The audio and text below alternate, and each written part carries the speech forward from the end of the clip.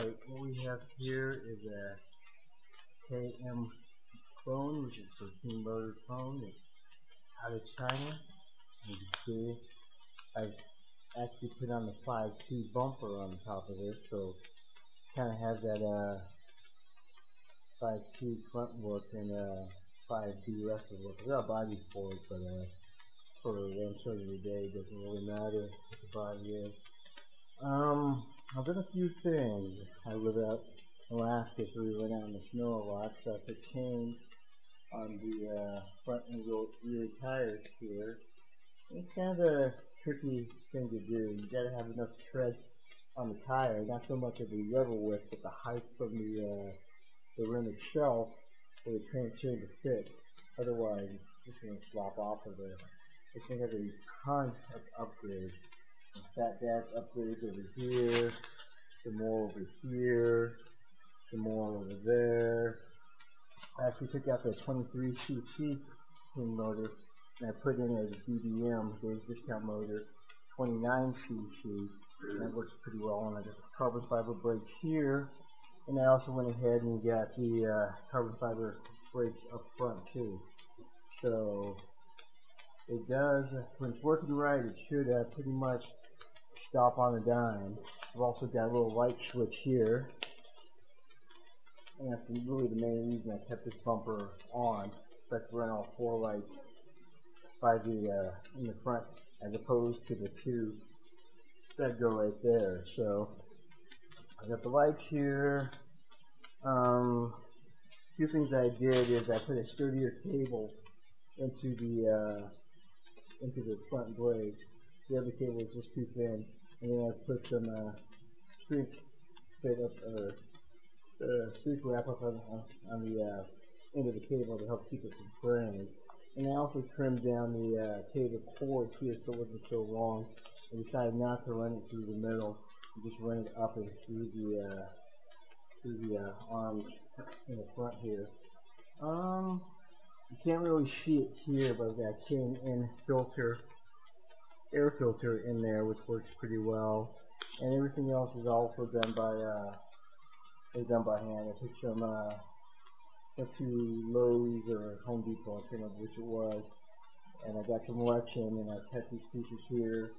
Versus API ratio, and I put these side windows here, and the body comes up to about here, so it doesn't fit quite flush, but it's just good enough for government work here.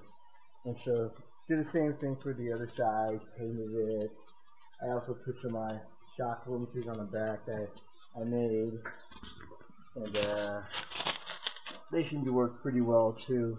So there's the aftermarket pipe. So if I put everything that was aftermarket including the brakes here, I would say it's just about as much HPI as it is K&M as it is hop-up. So really, I'm not really even sure what is it. But if you're interested in doing the change, just have a lot of patience for it, because it does take a while to do, and I don't recommend it for those who think they can do it in an hour or two, unless you just get some kind of phenomenal skill. But a couple other things that I have, I already mentioned the brakes in the front, brakes in the back. I'm going to swap out this servo. I've got a new one coming in, and there's a new tray. For some reason, the tray in the servo for K&M, they did a reverse engineering, isn't specific.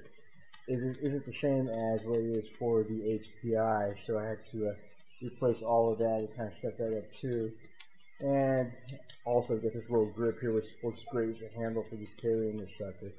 It's a beast, but it runs pretty well. You know, it definitely gets up there in speed. I've got some other friends who have 29s and 26cc motors in, and the bigger the motor, the more power you get.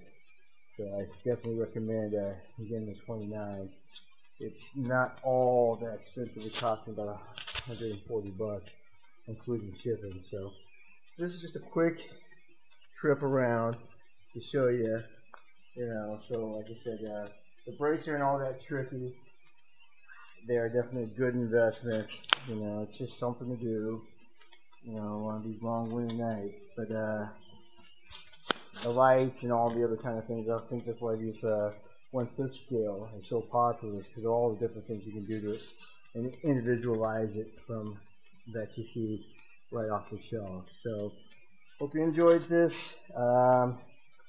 You know, once you've got one of these things, it's yours to make your own. You kind of make it a little different than everybody else. Mine's kind of a hodgepodge here with all the colors and whatnot. A little orange, a little purple, a little silver, a little gunmetal, and but it works. It works. I would have like I would have the body on, which covers all of this up. It makes it look really nice, but you know, really, what's the point? So I just wanted to show you all this. This is where I keep my battery pack for my lights here. It's locked in there. It's not going to go anywhere. So there you go. And thanks for watching.